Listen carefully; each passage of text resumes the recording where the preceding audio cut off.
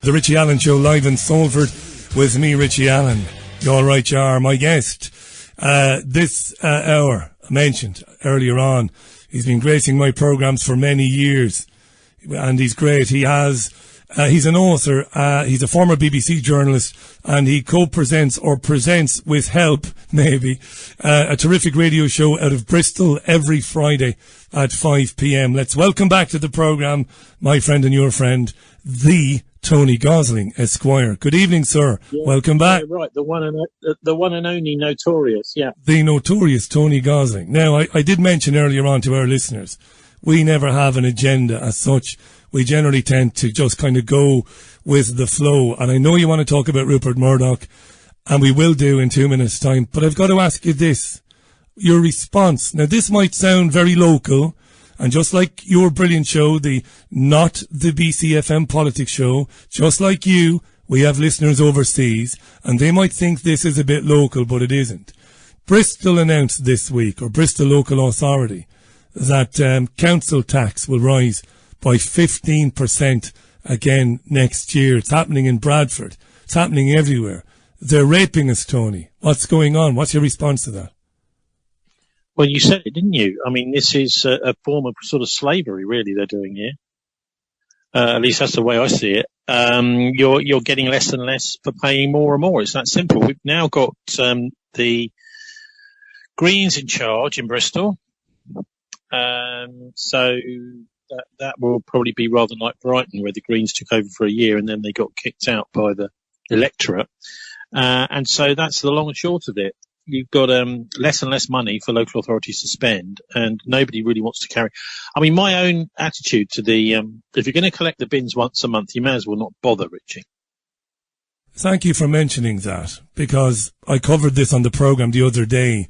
The deputy leader of Bristol Local Authority is a Green Party woman.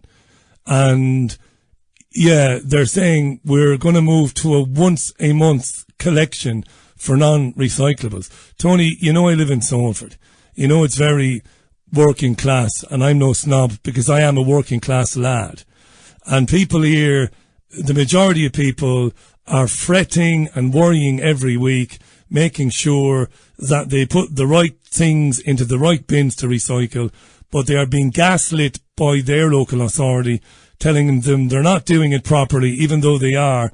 And here in Salford, where it's currently 3 weeks, they want to move to 4 weeks as well. And Tony, some of the streets around here, they look like somebody dropped a bomb. And it isn't just because people are dirty and lazy. It's because of you only get your bins collected once every 3 weeks. What can people do, Tony? I mean, what is the solution for people? Okay, so what can you do? Not a lot, really. These are taxes that you have to pay every year if you want to live. If you want to, the only people that I know that don't pay council tax are people who've got council tax relief, which is paid by the council, or else travellers. And you know what? We've got a big eviction going on here in Bristol on Monday early morning of 100 travellers and families in caravans. Where are they going to go? These are the only people that don't pay. And by the way, they do get their bins emptied. They've got these big wheelie bins that they put all the rubbish in, and they get emptied by the council every Thursday. So it's not a sort of really scuzzy site at all. In fact, it's quite tidy. But this is the only way, is to not pay the tax. I mean, the idea is you're paying a per head tax to live in a city. The basic things that you expect, sort of public-facing things for them to do, are making sure the street lights stay awake, the streets are cleaned, and your bins are emptied. I mean, there are other things, obviously, the council does, which you don't necessarily see immediately. But if they're not going to do these things, Richie, I would suggest people just simply don't pay their council tax. I have a suggestion now, and then I really want to talk about Meghan and Harry. I think you and me were the only people with any sense last week. You and me were the only people rooting for Harry and Meghan, but we'll come back to that in a minute, right? But let's stay with this for a moment.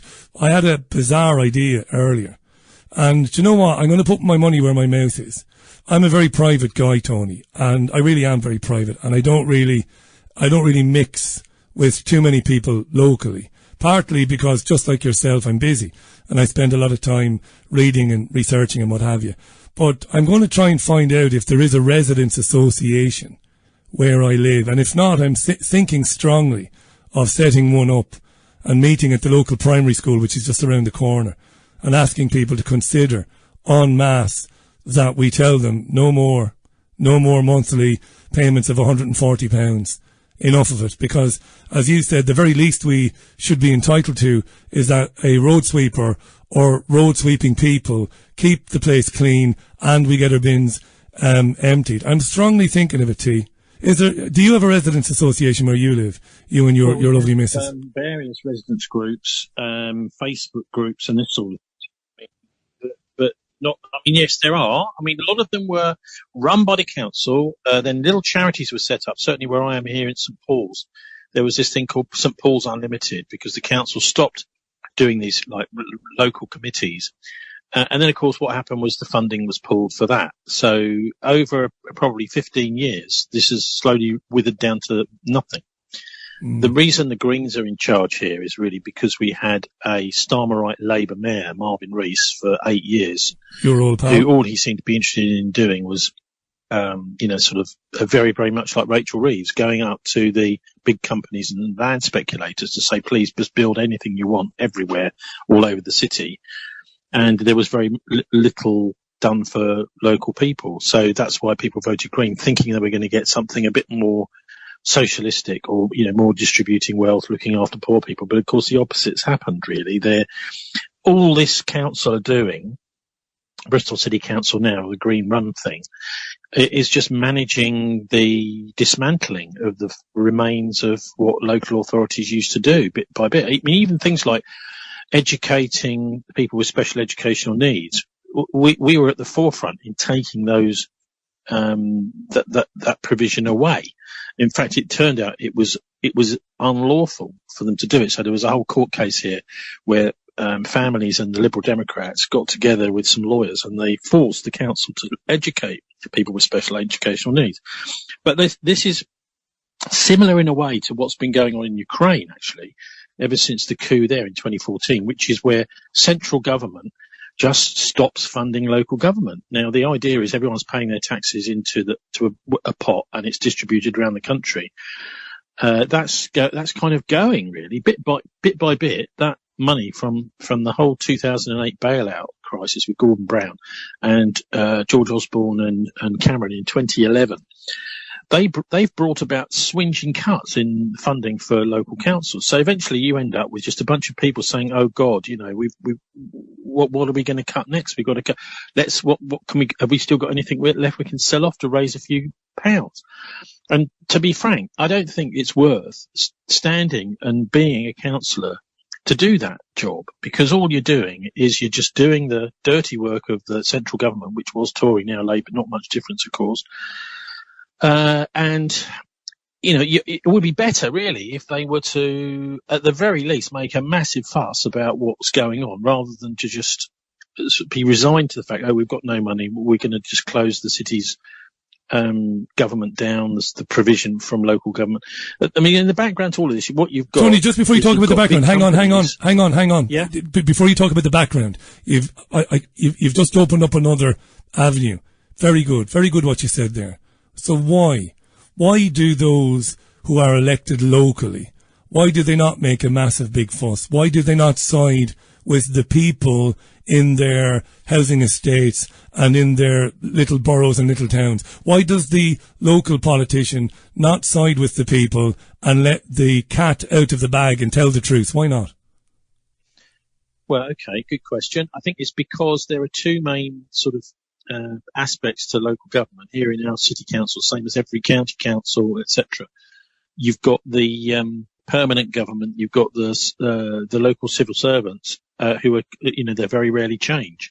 They certainly don't change if you vote a new bunch of people in, and so they are really kind of running things. The councillors are there to sort of turn up at maybe a public event, and most of the decisions are prepared for the councillors to make by the civil servants. Well done. And what they call the council officers. And so they're beholden to the officers. They don't really know what's going on, especially when you've got a fairly new administration like we've got here. democracy is being hollowed out, I think. I mean, that's what I see going on around me. And you're right about the state of the streets, etc. I mean, we've got rubbish all the way down the street here. And we've got a terrible noise going on the whole time as all these student flats are built with the we had actually a massive Chinese New Year fireworks display going on for about 4 hours last night. Jesus. We've got so many Chinese students here in Bristol. I'm not saying that's a bad thing, but it's just a symptom of what's now going on. Is all of the new developments, almost all of them are being built for students. The university seems to be running the city. Our former mayor, Marvin Rees, who was a Starmerite, Blairite Labour mayor, he's now got a job as an honorary professor at the university for being so helpful to them. And then the reason the university seems to be running the show is because they've got this guaranteed income, not only from these foreign students, but also from guaranteed loans from the British students that are going to the university. So they've got a guaranteed income nobody else really seems to have at all. Yeah, that's good. Yeah, the civil servants acting locally as much as nationally, that's very good. Another of our esteemed guests has told me that on the programme before. You're listening to Tony Gosling, author, broadcast journalist, former BBC journalist, and a bit of a whistleblower, let's be honest, over the years, Tony, as well, an expert on secret societies like Bilderberg, as well as many other things that he investigates. Now, a week ago, more or less, the Duke of Sussex settled a lawsuit with Rupert Murdoch's news group newspapers for apparently a very large sum of money. And he received an apology from news group newspapers. Now, many of my listeners, and I'm not criticising them, but a lot of my listeners, they very much like the GB News and Talk TV. So a lot of my listeners would buy into all of this kind of anti-Prince Harry, anti-Meghan Markle stuff. I've always been very agnostic about it. I have a bit of sympathy for Harry. I think Harry might be in the middle of one long antic disposition, personally, because of what went on with him when he was younger and his mum and all of that. But I was happy that, I suppose, we saw, yet again, light was shone on the filth and the sleaze of Murdoch, one of the most, if not the most influential press barons of all time. You believe it's very important too, but you also believe, I think, that Murdoch kind of got away with it again. Why was this so important last week? I mean, it's had very little coverage, you know, afterwards, the following day, but afterwards the press has basically ignored it. What happened there and why is it so important? Well, Wednesday the story broke. The Thursday I spoke to Nick Davis in Brighton, who's the journalist behind the phone hacking story, right? So this is a sort of follow-on from all that. And, I mean, it's obviously it's like 20 years almost after. And it was Nick that told me that it was a 7-figure sum that had been given to both Tom Watson and, I mean, this is a bribe, basically, not to take him to court. Ultimately, okay, I put out a video just yesterday, which was two former senior journalists, both of whom knew and worked with the Murdoch Group for decades, about what's been going on. And both of them said pretty much the same thing. Laurie Flynn used to work for World in Action, and he wrote a book called Untouchables about dirty cops, bent justice and racism in Scotland Yard, which is an absolutely brilliant insight. And ex-detectives like John Wedger have said, yes, he's got all the names of all the really crooked cops in Scotland Yard in this book. So that's Laurie. Then also, I spoke to Kevin Carhill, who was on the deputy editor of the Sunday Times Rich List in the late 80s. And both of them are saying pretty much the same thing, is that the corruption in Scotland Yard has been driven ever since the Wapping dispute by Murdoch. Because if you remember, there was a very close relationship between Rupert Murdoch and the Metropolitan Police during the print dispute in the 1980s under Thatcher, where all these printers were trying to stop the papers coming out because Murdoch had sacked them all. He was introducing this new technology, they called it, which is basically desktop publishing software. Instead, we don't need printers anymore. We just press a button and the machine does it all on its own, you know. So they're both saying that this relationship between the Scotland Yard and Murdoch started back then at the Wapping dispute, and it never finished. And all the time, Murdoch's gophers, I'm not sure if this is actually journalists doing it, but certainly there were people from Murdoch's empire bribing police officers, giving them basically 2 salaries in order to, first of all, to give him information about that would be useful in news stories that could be anonymized. But more importantly, he's thinking in the back of his mind, Murdoch is, to stop prosecutions. So if he's got somebody who's on the Murdoch payroll, they're not hardly going to institute charges against a Rupert Murdoch employee. So this has been going on for decades, and it's given Murdoch a massive amount of influence in the police. And that's why I think, even though Murdoch last Wednesday admitted to perjury with him, and there was a great headline, I don't know if you saw it, was, what was it? Rebecca Brooks she's safe all the time Murdoch's alive. Right? So Murdoch's protecting her. So this is, I think, what's going on. He's admitted to perjuring himself, but the police, for some reason, and Alan Rushbridger from The Guardian, now editing Prospect magazine, he was making it absolutely clear on Channel 4 News, on 5 Live, everywhere he could last week. He's saying, why are we just going to allow this to happen? He's admitted to perjury, but nothing's going to happen. There's going to be no rule of law. Yeah, and Tom Watson that's the situation we're in with Murdoch. He's that powerful. And if you think about what's been going on in Gaza and the genocide, the Murdoch Empire, Talk TV, Talk Radio, in this country anyway, the Times Radio, the Sun, in Australia, all these are Murdoch outlets, and on all of them have been very much pro-Israel, pushing this whole, genocide. And Murdoch himself has got a stake in the Golan Heights, which was stolen by the Israelis from the Syrians. Now Syria doesn't exist anymore. What do you mean? Hang on. What do you mean Murdoch has a stake in the Golan Heights? He's a stake in this company, Genie Energy, which has got oil concessions in the Golan Heights. So he's got a personal interest in illegal land grabs by the Israelis. And now we've got another land grab yesterday. They said they were going into Syria temporarily. And now they announced yesterday, Ben Gvir, I think it was, or one of them, in Israel, one of the Israeli ministers, has said, no, we're staying. There's going to be a permanent presence in Syria now. So this is the expansion of Israel into the Greater Israel project. Yes. So anyway, Murdoch is at the centre of all this, is what I'm trying to say, I suppose, in the home front in the genocide, as are the Metropolitan Police. Last weekend, we saw the police arresting people with bunches of flowers going to the BBC and calling them terrorists. So we've got the police and Rupert Murdoch both acting as the home front in the genocide. Yeah, but hang on a second. The police might very well say, well, do you know what? We must be doing something right, because everybody is criticising us. Because on the one hand, you have synagogue leaders criticising the police for allowing pro-Palestinian people to march past synagogues chanting. So the police are saying, we're damned if we do and we're damned if we don't.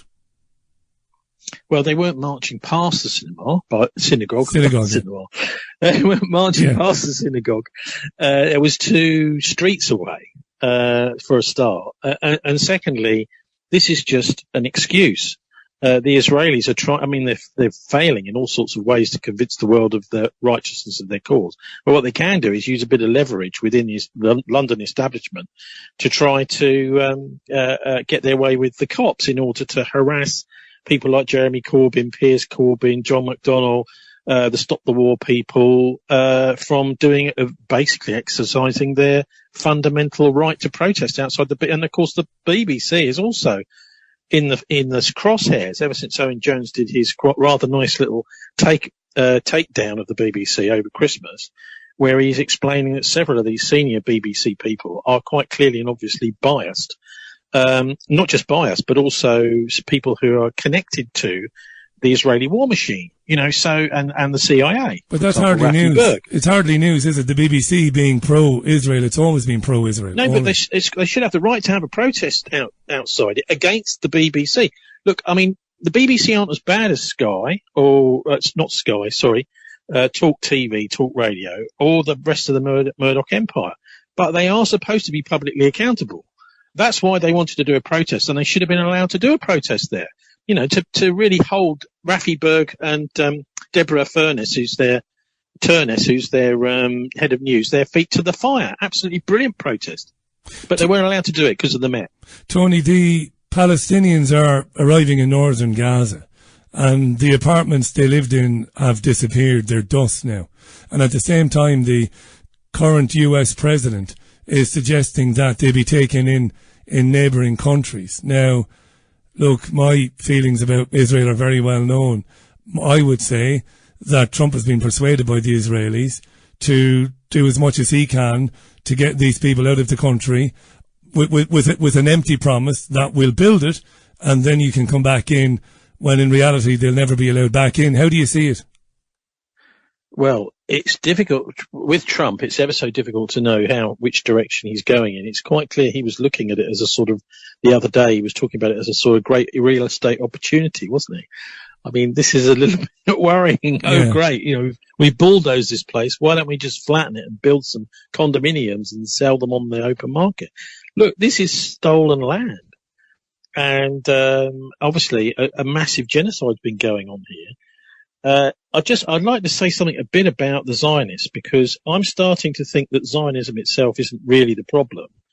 I mean, there is two completely different aspects. There's the political Zionism and religious Zionism. So the religious thing is nothing new. I mean, they've been praying in the Amidah prayer in synagogues for hundreds of years. This is about the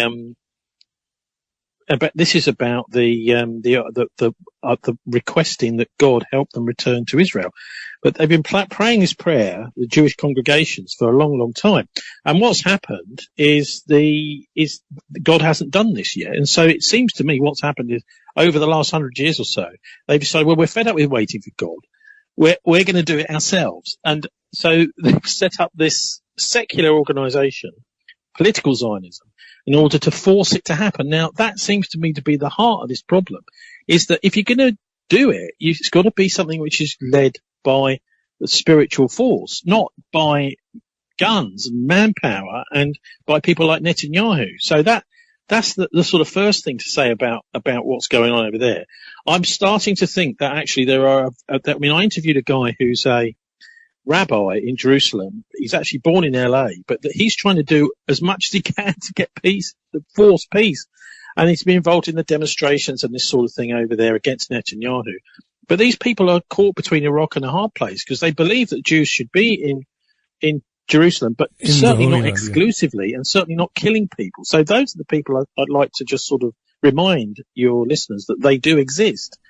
These religious Zionists who actually want peace, and they want to have a state there too, but not an exclusive state. So those people seem to have been completely forgotten in all of this, Richie, in much of what we've seen over there. Yeah, because as you and I well know, it doesn't matter which geopolitical issue you are debating, it is complex. There are complexities. And sadly, in much of the media and the independent media, the complexities are ignored. I totally agree with that. You're right to categorize it as a genocide. It is a genocide. I shudder to think what the number of dead Palestinians will be when the cleanup is eventually, on and has been going on for some time. It might be more than 100,000, and most of them will be women and children. And I don't believe they'll ever have any justice. I don't believe for a minute that the IDF commanders or the executive there in terms of Netanyahu and his defense minister, I don't believe they'll ever be held accountable, Tony. And it's a terribly depressing and, what's what I'm looking for here now, total lack of optimism on my behalf. Well, I'll tell you where the optimism is, and I do see it as optimistic. I know there's a lot of death and carnage involved, but up until this genocide, I think the Israelis had quite a lot of cachet around the world. I mean, I wasn't a great supporter of them, but I think that their support has completely crumbled away. I don't think anybody in their right mind can look at that situation and that state now and say they're anything but a nuclear-armed doomsday cult. They're really a pariah state, a rogue state, and they need to be put back in the box. And it's appalling. The UN has done so little to do that. But I mean, as for Trump, we're just going to have to wait and see. It's really difficult to know. He's obviously been behind this current ceasefire, which I can tell you because I'm in touch with people in Palestine. They are, thank God, they're really pleased that this is finished. Now that doesn't mean to say that Trump's in any way a good guy, but he also seems to be averse to having a war with the Iranians. He talks a lot of bad things about them, but he doesn't seem to want to go along with Netanyahu's attempt to actually get a war going with Iran, which is what Netanyahu seems to want. So Trump is an unknown quantity. I rather like him because you know it's a bit like Margaret Thatcher versus Tony Blair. He's going to tell you what he thinks. You get what he says on the tin is what you get with Trump. And also, if he's saying something, you know that's what he actually does believe, rather than, he's lying to the whole world about his real intentions. Someone like Biden just reading from an auto cue who hasn't got any intentions. He just does what he's told. Our Trump supporting listenership will be singing hallelujah. Trump gets a bad review, or mostly gets bad reviews. Look, you know my ultimate theory. I shouldn't say ultimate theory. My lifelong theory is that these guys are only messengers, and there are people behind the scenes pushing and pulling them and telling them what to do and say. But look, Tony, there's so much more I want to talk about, but before I do let me just say something about Mandelson quickly. But before you do, hang on. This is really important, because it will tell us because I always ask this question: who's in charge, Britain or America? And everyone says America. Oh, the Americans. Britain is just a part. Listen, we created America. We have, I think, a lot of influence there. And what happens with Mandelson will be, I think, a fascinating, because they're talking about they don't want him to be the ambassador. He certainly should never have been the ambassador. He's a political appointee. Ambassadors should always be professional civil servants, but they've decided, through this crooked Starmer lot, that he's going to be the ambassador. The question is, can the Americans block it? Now that, I think, will be a litmus test as to who is in charge. If Mandelson becomes the ambassador permanently, that means the Brits are in charge. Come on, will you? For somebody with your brain, the city of London is more powerful than for somebody with your brain. That's about the most simplistic. Including all of our allies, including our allies in Sorry, the Tony. and global disease. Apologies for that sound. I just tried to bring up the Telegraph homepage there, but I forgot that they're covering the RFK confirmation hearing. No, the reason I wanted to do that is because Mandelson has made a video basically saying the things I said about Trump were wrong. And it's on the Telegraph page today. Yeah. I'm really sorry about that. Look, for listeners who don't know, they really need to familiarize themselves with who Peter Mandelson is. You're talking about evil incarnate. In my opinion, anyway. I'm going to read a few comments because, as usual, you inspire, you cajole, you wrangle. And listeners, very quick one, quick as you can, before I get to the comments about council tax. Theodore asks, please ask Tony why his great radio show is no longer available on Apple Podcasts. Why, T? What's going on? Well, because someone was putting it up on Apple Podcasts, and if your listener would like to pinch it from Radio 4 All or wherever you can find it and just upload it to Apple Podcasts, do feel free. We had someone who was doing that for us, and maybe they've just stopped doing it. I'm not sure. Right. Yes, it's a community, folks. The Not the BCFM politics show, the Not the BCFM show is a community. Help out where you can. I mean that. Marion. It's a sort of DIY culture. I mean, that's the idea. If you can see something's not happening, do it. Yeah. Fix it. Exactly. Marion says, listening to Tony Richie, where is the accountability for the mismanagement of council funds? Wait for this. I didn't know this now. And I do take a real interest in local politics, even at the expense of national politics. Thurrock Council in Essex spent around £500 million investing in solar farms in other counties. And now they're stone broke. Where are the audited council accounts?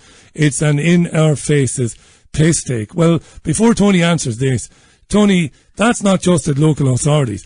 Isn't it the case that over the last 20 years, no accountant would sign off the European Union's own accounts because they're basically filthy and money mismanaged and money missing at every bloody turn? I think that's a general statement, but I think it's the same there. She says Thurrock Council spent $500 million investing in solar farms in other counties. How could they get away with that?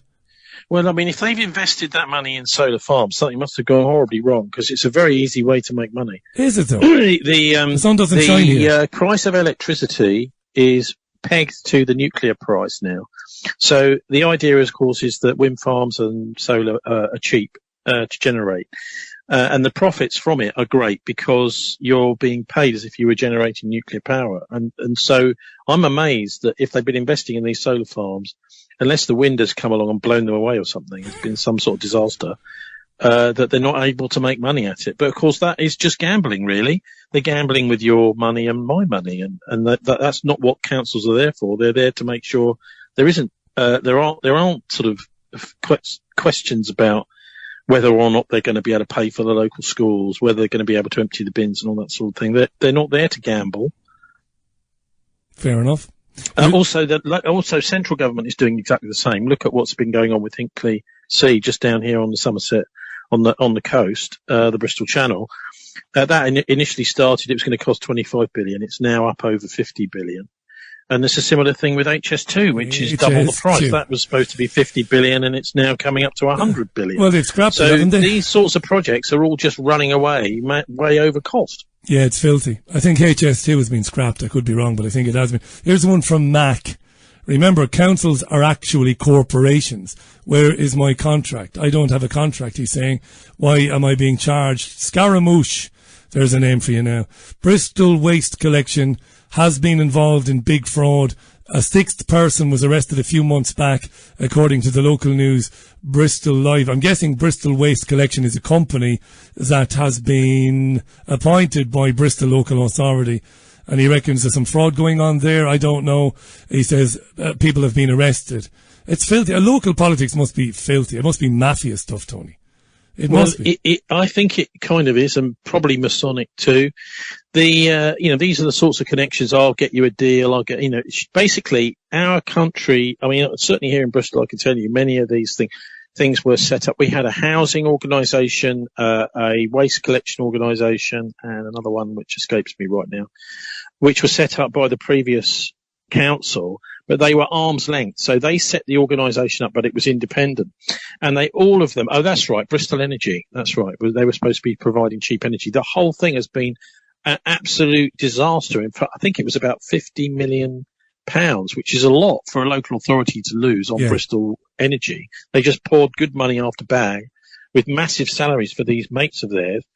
And then they had to just wind the company up and sell it off. So this, I think, is a deliberate sabotage of local government. And there isn't, if you think about it, the local cops who should be investigating this, who pays their wages? Well, the local council do. Are they going to investigate the local council? Are the police going to investigate the police in London? Are they going to investigate the police that didn't investigate the corruption here? So I think we've got a kind of cliques running places. And this, of course, fits in quite nicely with the Freemasonry, because this, although, of course, when it was originally set up, it was a great idea, it also provides a very sort of close-knit group for organised crime to operate within. And in fact, thinking about it, there was a report in Scotland Yard years ago, must be, decade ago, saying that much of the corruption was facilitated by Masonic groups within Scotland Yard, Freemasonry. So who knows? But how many times have you been accused of being a Freemason in your career? I've been accused of it 25 or 30 times. Yeah, makes me laugh. Not many, no. I have, because I'm quite known as an anti-Mason. Well, you are, but I was proposed for membership in Nottingham, would you believe, years ago. I nearly bought a pub called the Pheasant Inn in Radford in Nottingham. And there was a lovely local guy who sadly passed away. His name was Alan. And Alan was a Mason. He was a Mason. And he said, I'll propose you for membership, Richie, if you do take over the pub, And listen, by that stage, Tony, I'd been doing talk radio programs in Spain, speaking to you and others, the great Jim Mars and the late great Jim Tucker, God love him, your friend. And I was speaking to all these people. So I had an idea that maybe the Masons wasn't the best thing in the world.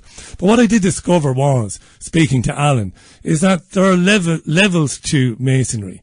Like, Alan wouldn't be any sinister, shadowy figure. rest in peace, by the way. He was just a guy who, at his level of the Masons, it meant that the wheels were greased a bit quicker and the wheels turned a bit faster. And that's what he said to me, get you into the Masons, and, you know, when you need certain things done for the business and you need certain access, he said it'll be yours. They didn't ask me to slaughter any babies now, or anything like that for membership, or to drink some goat's blood. You know what I mean? So the Masons, tell us what you think, Tony. I mean, you're an expert. This is it's part of your life's work, really. On the local level, the Masons are fairly harmless, are they? Well, no. I think here, for example, in Bristol, it's a former Templar port. And you've got some very senior Freemasons. These people are the people who kind of own the city, run the city. We've got a thing here called the Merchant Venturers, which has been around since the 1500s, which is constituted under a royal charter. I mean, we call them the local Illuminati because they really are like that. And they're completely aloof from everything. They never, ever have to do a day's work in their life. And if you're, they just sort of run investments. They say that they always give back to Bristol more than they take. But then you look at everything that's been taken away from us, public toilets, bin collections, everything. You think, well, what are they actually giving? What are they doing, yeah? And they use the same terminology as Freemasonry. So we're talking about the master. So he's the person who's the head honcho for the capo for the year. Then you've got your senior warden. He's going to be the master next year. The junior warden, the same thing. And also the link to the Templars, I don't take lightly. I read a book a few years ago called Born in Blood by somebody, Morris Robinson. But it's a fantastic, I mean, he's a Mason himself, and he writes all about how he traces all of the origins of Freemasonry in the 1700s, right the way back to the extinguishing of the Templars in the 1300s, and how for several years, including things like the Order of the Garter, they used to hide in when that was created. And so the connections with the Templars, I think, are pretty definite. But of course, they've got outer porticos. Anyone can join that, and then those are used really for kind of favors for friends, and you're greasing the wheels a bit. I mean, I could tell you a story about a friend of mine who was a Mason in the army in Germany, and he was a captain, and some of his men had radioed through to he was a whatever duty officer or something that day. And his men said, we've just lost a heavy machine gun and 5 boxes of ammo. Jesus. In a council estate in Germany. And so immediately they got hold of the local German police, spent the next hour going around some houses, knocking on doors. Where is this gone? I mean, they'd gone in to get some cigarettes and left the Land Rover open, and these kids had come and stolen nicked the machine gun. Wonderful. And what he explained was when he turned up on the scene about an hour later, the senior inspector from the German police who was there, he shook his hand with a Masonic handshake. They exchanged a few code words about, I think he said it was, how old is your mother? Wow. And that means your mother lodge. And that your mother might be 250 years old, you know. But that's just normal in this code speech. Anyway, the machine gun and the ammunition was found within 3 or 4 minutes. Because the local police knew who had it, but they weren't going to cooperate. And as soon as they realised that the British guy from the British Army was a Freemason, they found it straight away. So it reminds me a little bit of the Man Who Would Be King, the film that was on over Christmas, actually, with Michael Caine, where he goes out to Asia somewhere. Is it Nepal? And then he has this sort of handshake or whatever with a group similar to the Masons, and then they think he's their god, and they make him a god. So I think these cults are all over the place, and they use similar kind of secret forms of communications, which is why I think ultimately it's satanic. That doesn't mean to say everyone that's a Freemason is that a Satanist, of course not. But I think at the very top, these organisations are, basically, it's a kind of organised selfishness. Really. And I've heard this. Whether there is human sacrifice still goes on, I've no idea. I wish it might do on some level. It might do. I wish I'd eventually gotten into that pub. On one level, I wish I had done. so that I could have been proposed for membership, and then I'd be able to speak about it from the point of view of, well, this is what happens, this is what the initiation is, this is what I experienced. But I didn't know when I do phone-ins fairly regularly, as you do yourself. And I did have somebody on last year who spent some time as a Mason, and the chap who came on spoke well, didn't seem to be bullshitting me in any way, and he gave a fairly interesting account of his experience. I'd like you to do me a favour, my friend. Stay there, because I've got to do something. I've got to take a very quick break. When we come back, you will hear more from the great Tony Gosling, live in Bristol, great friend of this program's. And Tony, you are the longest, most recurring guest on any of my shows, going back to the mid to late noughties. That's a lovely thing, that, isn't it? I think it's... Well, I'm the most annoying person that's always nagging you, probably. Not at all. No, you don't nag me. I invite you. He never invites himself on, by the way. I do the inviting. To be fair to Tony, he has never once asked me to come on. I do the inviting. But no, I love it. No, I did. When I found out about Nick Land, this is my old school friend, I definitely did. Because, I mean, this is the guy who's the father of accelerationism, living over in Shanghai. Yeah. But that probably is the only time. Maybe the only time in... well, nearly 15 years. Stay there. The great Tony Gosling. Thisweek.org.uk, Bilderberg.org. Not the BCFM Politics Show will be live this coming Friday at 5 o'clock. It's outstanding. Don't miss it. Back in exactly 70 seconds. Now, that's not too long to wait, is it now? Your body's immune system is under constant attack from flu, respiratory diseases and the common cold. And as we all know, vitamin D3 plays a vital role in maintaining a robust immune system. Now you can boost your immune system with Immunex 365, our unique formulation that combines effective levels of vitamins D3, C and K2, as well as zinc and quercetin. This unique combination of nutrients in Immunex 365 ensures maximum bioavailability of D3, thereby giving your immune system an optimum boost. Or try our new Immunex 365 gummies, which are formulated specifically for children and young adults aged from 9 to 17 years old. Remember, all NutriHealth 365 orders come with free 2-day track delivery. Go to NutriHealth365.com to get yours now. That's NutriHealth365.com. The Richie Allen Show features doctors, scientists, academics and researchers who have been banned by the legacy media. Support Richie now by making a financial contribution at richieallen.co.uk. Yeah, as long as I've been in radio, I'm still playing and firing the wrong bloody jingles. Tony Gosling is our guest. Tony, stay there. Come back in a sec. Ray from Edinburgh. Good evening, Ray. Over 36% of council tax money goes to the gilt pensions of former councillors. I didn't know that. I'm thus educated again. Martin has been on to say, we all want a saviour. He says, bollocks to that, and bless Gaza's children. Amen to that. No doubt about it. Hi to Grace Ann. No matter how bad things get, Richie, we need to concentrate on what's happening in our own lives and make the best of any situations we are in. In reality, they do not care about us, and in honesty, we don't care about them. It's only us individuals that can make any difference on a small level in our own life. That's very interesting. Hi to Carla, who's been reading Tombland by C.J. Sansom. It's historical fiction based in the 1500s about the peasants' revolt. Carla says, never mind Farage, Bobby Kennedy Jr., Trump and all the rest of them. We need another Robert Kett, although they were still ultimately squashed. I wish people knew their history and their power. And she goes on to recommend the Shard Lake series of books. Tony, if I kept reading these, we'd run out of time, but lots of them are coming in. We triggered people when we talked about the malfeasance of local authorities. So I know nothing about him. Hear him mentioned. No, I know nothing about him.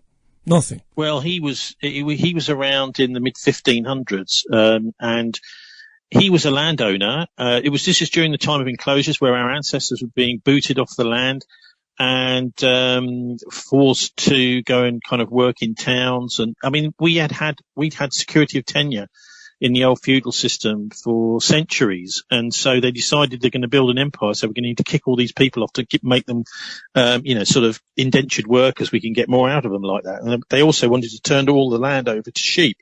But Robert Kett said no, and he got together with a whole bunch of... The call has just dropped out. I'll call him back, and we'll get him back momentarily. He might have just moseyed on into an area of low coverage. Tony, you're back. Thank God. This is really good. Are you there? He's not. Tell you what I'll do. I'll end the call. And I'll start it again, and I won't put my fader down this time. What's wrong with me? That's 2 mistakes for the price of 1. Tony Gosling is a broadcast journalist and author who brings us every Friday at 5 o'clock a terrific program called Not the BCFM Politics Show. Tony, you're back. Sorry, yeah, I don't know how much you heard of that. I got an incoming call here. That's what happened. No problems. We missed about 15 seconds. You were talking about Robert Kett and these plans. So anyway, eventually they threw down all of the fences. In other words, pulled down the fences, filled in the ditches where they'd been enclosing the land and privatising it, basically, in a nutshell. This is 1549, and he rounded up and locked up the landowners for stealing the land in Norwich prison.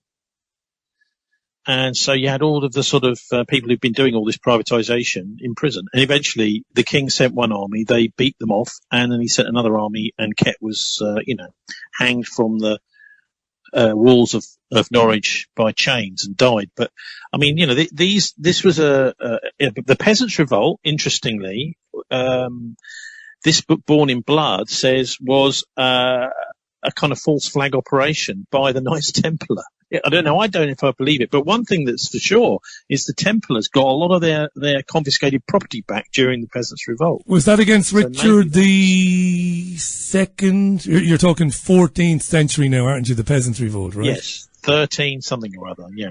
Yeah, I did know that now. But anyway, I mean, this battle for land has been going on for centuries, and we've now got Bill Gates and BlackRock weighing in. They want the land off the farmers, and so it's the same old thing. When you have land, you've got security of tenure. No one's going to boot you off if you own your own land. And so that's the one thing they seem to want to take away from us. Right, so how is Bill, so let's stay with this. Let's finish with this for the final 15 minutes, because this is important, hugely important. Food security. I hate when they coin terms like the UK Food Security Agency and the UK Health Security Agency. It's deliciously Orwellian and dystopian. We know exactly what they're doing. Farmers turned up to the Rachel Reeves speech today. Her I'm going to bring lots of growth speech, right? Load of bollocks. Anyway, farmers are outside protesting. For listeners overseas who don't understand, what is happening? Why are farmers up in arms, number 1? And number 2, what does the massive hedge fund conglomerate BlackRock and Bill Gates, what have they got to do with it? Well, look, a lot of the changes in the countryside, the opening up of planning and development and the solar farms, etc., are all funded by these massive hedge funds, private equity firms. So they're kind of front organisations for BlackRock, really. So the reason the farmers are upset is because inheritance tax is they're already on the back foot because it's very difficult to make money as a farmer because of the supermarket's control over pricing. I mean, what they described to me, I'd not heard the term before, but one of the farmers said that we are price takers. We don't have any negotiating power. We just have to take the price we're given for the milk, the cereals, the meat, whatever. And so that's why they're upset. It worries me that they're not being militant enough like the French, because it seems to me that the public have not been convinced that the farmers are as important as they are. Why? Why do you think this has been is? Going on for centuries. Families have been owning land for centuries. But with the inheritance tax, the corporations don't die, do they? The trusts, if you've set up a trust, that doesn't die. So it's only if you own the land yourself and it's actually your land to do what you want with that you're going to get taxed. That's why it's so unjust. This is human beings are being taxed out of existence, whereas corporations are not. So they move all their assets around and that sort of thing. They can avoid tax, but humans can't. But you can't. It's because humans can't run away and they do die. That's why this is such an unjust tax on the farmers. Talk to us about Bill Gates' interest in recent years in buying up large swathes of great big tracts of land, as a great comedian once wrote in a great film. Why and where is Gates and his cohorts buying up land? The reason Bill Gates wants it is the reason all powerful people want it. It's because land is the source of all wealth. It has nothing to do, but you don't think it has anything to do with Gates' interest in climate change? He wants power, money, control. I mean, if you control the land, you control the people who are living on that land. So that's what they want. They're privatising planet Earth. This guy was a software developer. That's what he was. And then all of a sudden he became filthy rich. And then he became the nicest philanthropist in the world with his wife. Allegedly. I'm not saying I believe any of this. And he was going to fund benevolent programs all over the world. Now he's turned into a James Bond villain. I mean, some of his behavior during the pandemic was nothing short of astounding in terms of the things that he was advocating. You know, basically tying people down and jabbing them if they didn't want one. So how did he get from there to there, Gates? He's a very interesting character, isn't he? Well, yeah, but he never was particularly a software person. He was just a agent for CIA and for the American establishment. He was going to be the person who did what they wanted, which was to develop a computer operating system that they would have control over and that they had backdoors into. And so everyone that started to use it, I mean, it was a monopoly, wasn't it, really? I mean, it's become a monopoly. It still is a monopoly, which we've just got rid of the boss of the Competition and Markets Authority, you know, because we believe in monopolies now, apparently. But the idea is that everybody that uses a computer has to use the Windows. I mean, we use Linux, by the way, on our show, but this allows the NSA and other security services, whatever, to have backdoors into your every computer via as you plug into the internet. Remember the 9/11 attacks where they were saying, is this real world or is it an exercise? They had all sorts of weird blips appearing on their screens because there are backdoors into all these Windows systems. And they can do pretty much whatever. Someone remotely can do pretty much. They can hack into pretty much whatever they want. I mean, once you've got AI in charge of that, God knows what direction we're going. And is that, you think, the primary reason for governments announcing enormous expenditure on artificial intelligence development? Because I'm suspicious, obviously. I wouldn't be doing this program otherwise. I look at a future world where we have digital currency. We have no cash anymore. It's all gone.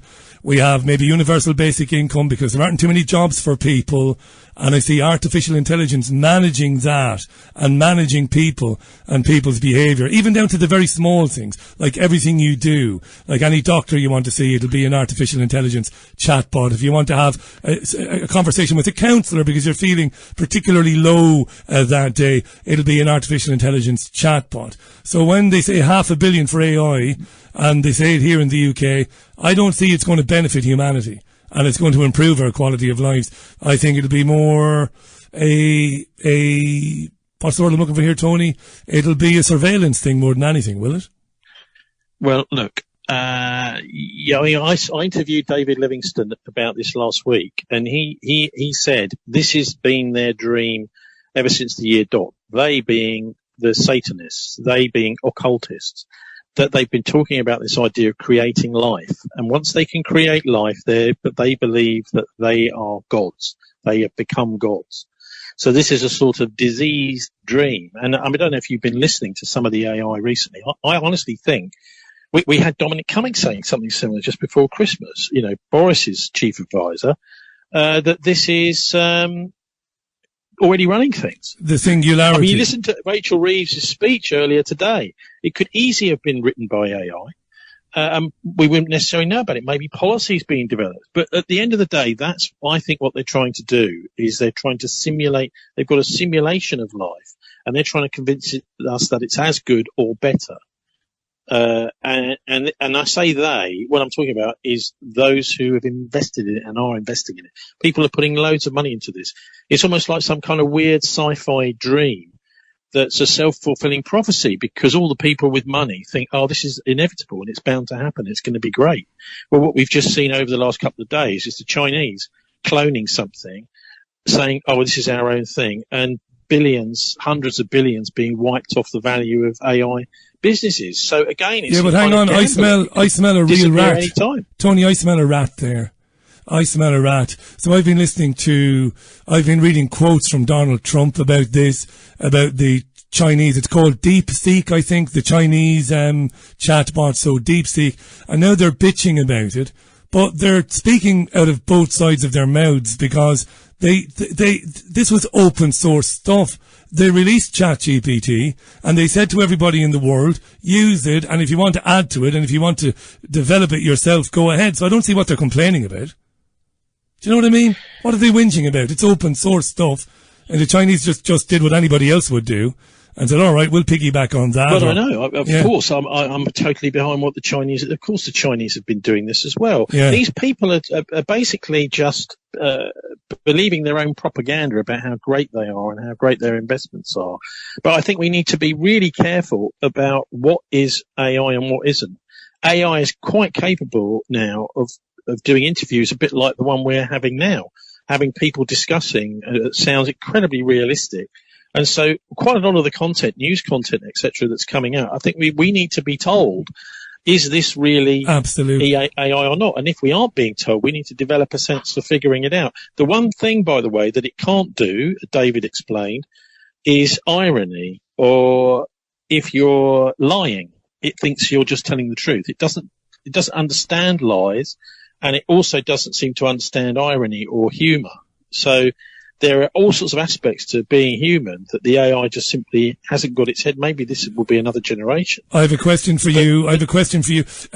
We don't expect AI to be conducting any polygraph tests in the near future. Right, so another question for you on that. Friends of mine, I want to name two people. A guy called Nick Ripley, who is the brother of Paul Ripley, my mate from Fab Radio. Nick is a genius now, and he's well versed and briefed on all of this stuff. And I have a friend and listener in Spain, in Malaga. Her name is Elizabeth. Incredibly clever woman when it comes to this and software. Both of them say, and they're not Freemasons, and they're not shills, they say the singularity is basically bollocks.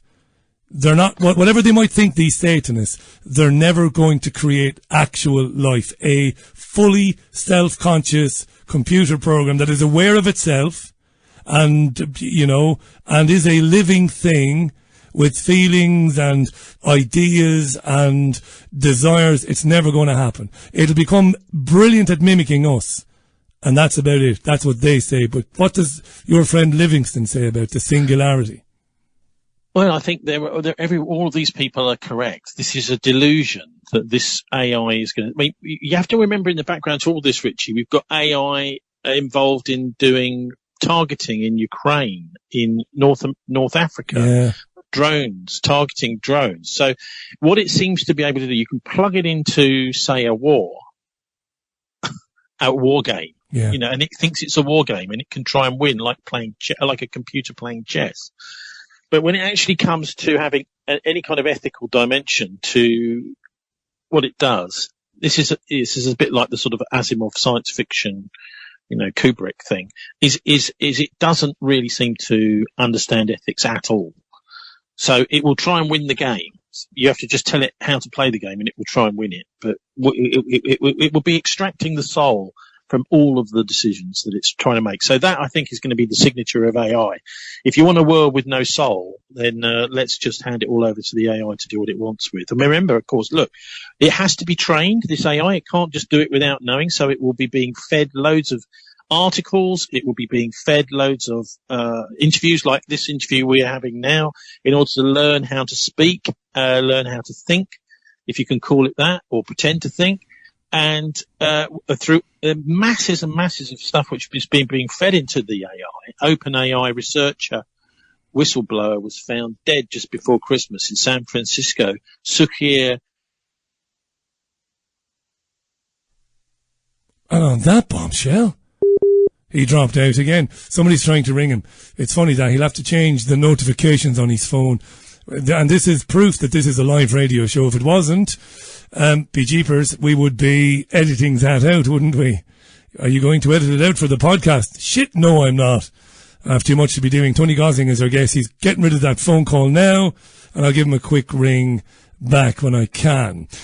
Your comments, your messages, please, to richieallen.co.uk, the contact form, or use the app. Download my app and speak to me that way. I doubt, well, we will know if artificial intelligence chatbots are listening to programs like this, because... Can I get Tony? Yeah, he's back. No, he's not back. Hang on. We'll know if they're listening to me and Tony, because chatbots will start speaking like me. Oh, yeah. I was just thinking, Tony, we'll know in the near future if conversations between us are included in the machine learning, because you'll hear bots speaking like me, Tony. Yeah. You'll hear an artificial Horrendous interruptions. Horrendous interruptions. Simulated interruptions. But also horrendous accents. Your AI chatbot will speak to you like me, to be sure, be Jesus. And you'll know they were listening to the Baldy Gammon and Tony Gosling. To me, it's like a total delusion. These people are so deluded by their own egos that they really think that people are going to be convinced by this. We're already at a level of only 30% of people trust what they see in the press nowadays. So as they start to roll out more AI, of course, it's going to go down to 20% and 10%. I mean, if they really want, I mean, this is what George Orwell was talking about in the 1940s when he resigned from the BBC. He said the propaganda doesn't work. Anyway, Suchir Balaji, this guy, I mean, he's saying, look, they're stealing loads and loads and loads of information, loads of people's copyright, in order to train this AI, that they're not paying for it at all. And so that's part of the business model, is the theft of people's private information to train the AIs how to work. That's Sam Altman and all these so-called heroes in the States are making their money. So it's great to see the Chinese coming along with a kind of open source version of the same thing. Tony, we're done for today. That was a power hour. That's what they would say on American telly. Brilliant that. Tony is live on Friday at 5 p.m. Every Friday with some wonderful guests and information you will not hear anywhere else. Thisweek.org.uk, bilderberg.org. The shows go on YouTube as well. You'll find all the links on the podcast notes later on. Tony is an author and has written some brilliant books, including The Traitors of Arnhem, which becomes more relevant every day of the week, to be honest. Let's be honest about it. So do pick up a copy of The Traitors of Arnhem and support great writers like Tony. Tony, you've got exactly 20 seconds to wrap up, and thanks again.